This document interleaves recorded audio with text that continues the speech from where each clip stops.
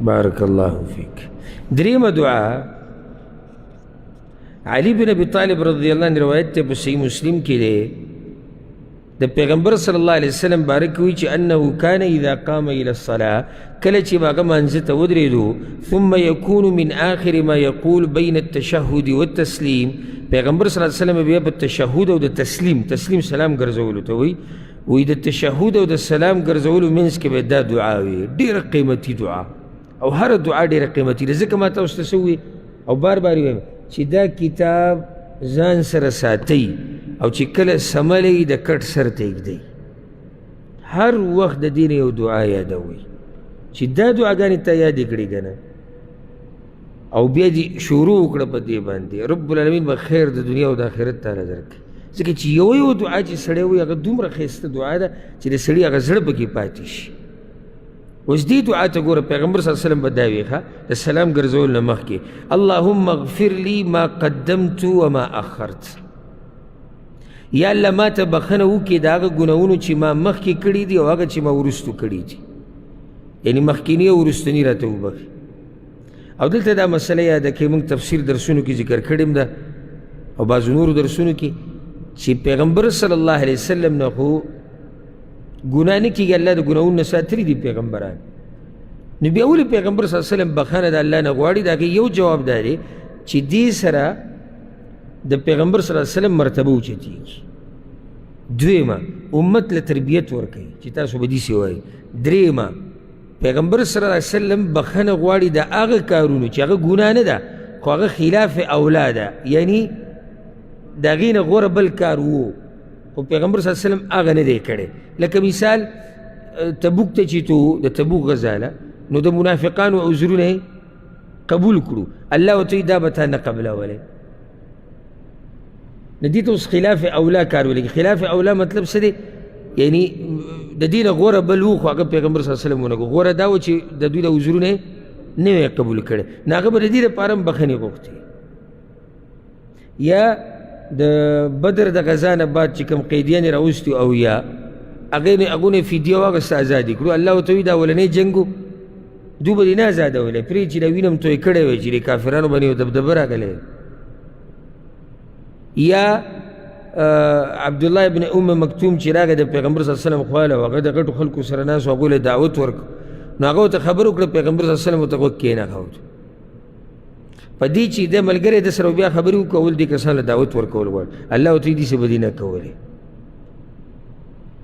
یا کله چې پیغمبر صلی الله علیه وسلم په ځان باندې ماریا قبطیه حرامه کړه چې دې سره بیا نه میلاویږي یا په ځان باندې ګبین حرام کو چې دا به زه نه خورم نو داسې قسمه کارونه د پیغمبر صلی الله علیه وسلم نه چې کوم شوي دي او دا ګناه نه د خلاف اولا دي نو پیغمبر صلی الله علیه وسلم د دې باره کې د الله نه بخښنې غوښتې ځکه چې اوچتو خلکو ځان له یو معیار یو کار ګناه هم نه ده خو غوره نه و دا اوچت خلک دا دغیم دا اللہ نبخنا بواری وما اسررت وما اعلنت او آگا چی پٹ می کڑی دی او آگا چی خکار می کڑی دی پٹ او خکار گناون راتو بخ وما اسرفتو او آگا چی ما زیادے کڑے دی یا اللہ کم زیادے چرا نشید اگر راتو بخ وما انت اعلم به منی او آگا چی تپی زمانہ خپوئیگی دیر گناہونی دی سری چی منگتا ندی یاد خوگر اللہ تا یاد دی او پا دی غفلت کی ما پریوزی چی ما تا ندی یاد جو مانا با گناہ نیشی سورة المجادلہ کی اللہ احصاه اللہ ونسو دوی نیر دو خوگر ما یوی شمار رید اللہ وی تو ریکارد اللہ سر پروت دی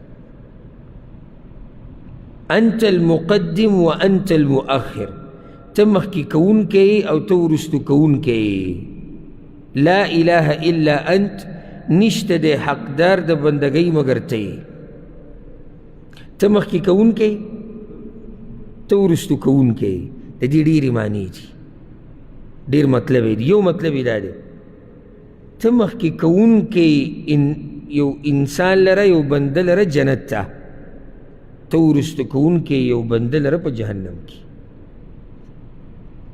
چې الله توفیق ورکړي خو جنت ته به لاړ شي الله په رحم، که الله غواړي جهنم ته گزار کړي. ته مخکې کوونکی نیکو اعمالو ته، ته وروستو کوونکی د نیکو اعمالو ده. زه بار بار تاسو ته په دې خبره خو زه په مخه ستړی شوم دې ته وایم چې را تاسو چې الله کوم بندګي کوئ د خپل کمال مه ګڼئ، دا ګوره د الله توفیق دی. ځکه چې الله المقدم دی او څه دی؟ المؤخر، مخکې کوونکی دی. مخکې کوي بعض بندگان دیندارۍ ته، وروسته کوونکی دی بعض بندگان وروسته کوي د دیندارۍ نه. نو هر څه د هغه په لاس کې دي، د هغه سره رابطه مضبوطه که او مسله به برابر. ما د یو عالم لیکل کتلي ډېر راشنا او په دې زړه راله سم اثر کړی، د اوسه پوره خبره زما ذهن کې ډېر مخکې ما کتلې. هغه په دې باندې لیکل کتاب کې منځ کې دا خبره راغله چې منځ کې ودرېږي نو توجه الله ته ساته. که تا ته څه مسله وي، که ستا څه خبره وي، یریږي چې هغه پلانې کار کول غواړي یا د پلانې نقصان به راته وشي یا پلاني شي پسې منډه وال غواړي چې رزق مې ښه شي او د وړو مسله د ښځې ده، او ځکه ته دا مونځ زر زر کوې. کله سړی دې سوچونه ده چې زر زر خپل مسلې ته واپس شو. هغه ډېره ناشنا خبره کړې وه، ډېره ناشنا. هغه وی تعدي مه کوه، دا ته چې د کم کار باندې یریږي که نه او د کم کار سوچ دې په دې مانځه کې راغستی دی، مونځ یې دله هم خراب کړی دی. دقه ټول کار د دقه رب په لاس کې د کم ته چې ولاړې. پوه شوئ تاسو په دې خبره؟ ته چې په دې کم کار یریږي او د کمې خبرې چې د غم راغستی دی او کمې دنیا چې ګډوډ کړی او دومره ګډوډ کړي چې مونځ دنه ګډوډ شو او ته ولاړ الله ته وی غمې مه کوه، د څه غم چې دې راغستی دی دا د دقه الله په لاس کې د کوم ته چې ولاړې صحیح ورته ودرېږه چې دا مسلې دله حل کړي ټولې. دا ډېره ناشنا خبره د څه سره چې دې سوچ دی دا د دقه رب په لاس کې د کوم ته چې ولاړې، نو بیا خو ته صحیح ودرېږه چې دا مسلې دله ټولې حل کړي. نو د هغه نه تښتي. عجیبه دا ده چې هر څه د هغه په لاس کې دي او تعدي دا دی چې زه په دې دروازه باندې وځم. نو بیا خو ته ودرېږه او ته وژاړه، ته فریاد وکړه، په ارام په سکون سره د مونځ وکړه، د هر څه د هغه په لاس کې دي هغه به یې دله حل کړي.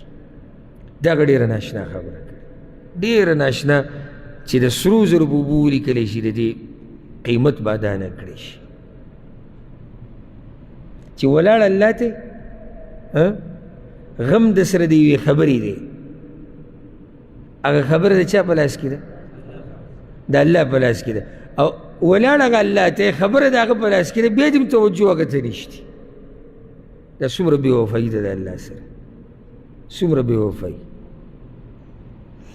نو الله دې زموږ په حال رحم وکړي. هر څه خبره مې دا کولی چې هر څه د الله په لاس کې دي.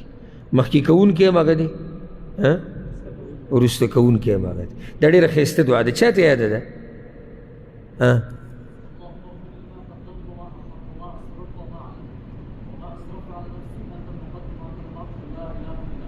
بارک الله فیک. صرف دا یو جمله ده نه پکې هېره شوه، وما انت اعلم به مني. ښه کله داسې کېږي یو فایده راته ذکر کړم. بعضو روایتونو کې پرې دعا کې لږ فرق راځي، لکه کتابونو د حدیثونو ده چې یو دعایي، خو بعضو راویانو پکې ټکی نیم لکه واو په ایزي کې زیات کړی، هغه بل هغه واو نه یې ویلی یا تقدیم تاخیر شوی، نو هغه څه نقصان نه کوي. نو دا ډېره قیمتي دعا ده. ښه په دې کې څه پاتې شو؟ ما ته ووایه ځه څه پکې پاتې دي؟ نه چې ته د شپې په تهجدو کې په تشهد نه بعد او په سجده کې الله ته وجاړې او ته ووایې چې اللهم اغفر لي ما قدمت وما اخرت وما اسررت وما اعلنت وما اسرفت وما انت اعلم به مني انت المقدم وانت المؤخر لا اله الا انت. لا اله الا انت نشته دے حقدار د بندگی مگر ته. سلورم دعا عن ابي صالح، ابو صالح وی عن بعض اصحاب النبي صلى الله عليه وسلم، د نبی صلی الله علیه وسلم د بعضو ملګرو نه دا روایت را نقل کړي. هغه ملګری خوله دی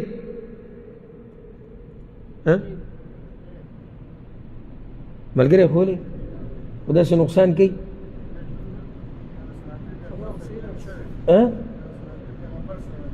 نه نه چې زه اوس تا ته دا وایم چې زه د یو کس سره میلاو شم، هغه ما ته دا خبره یو کس ما ته دا خبره کړې وه، زما دا خبره به رښتینې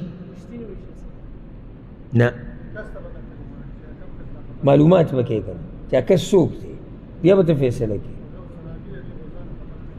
دقه یې جواب دی. ما دا خبره کړې وه څوک چې صحابي که نوم هم پته ونه لګي که نه خو سند صحیح دی. ولې دا سند موږ ولې معلومو دا راوي چې موږ ته پته ولګي چې دی دروغجن دی که دی رښتینی دی. نو صحابه کرامو باره کې دې معلومات ته ضرورت نشته که نه رښتي ورته صحابي په پیغمبر دروغ جوړولی شي نشي جوړولی. صحابي د الله باره کې دروغ نشي ویل، خو صحابه کرامو نه بعد د قیامت پورې چې څومره خلک راځي د دوی به معلومات کېږي.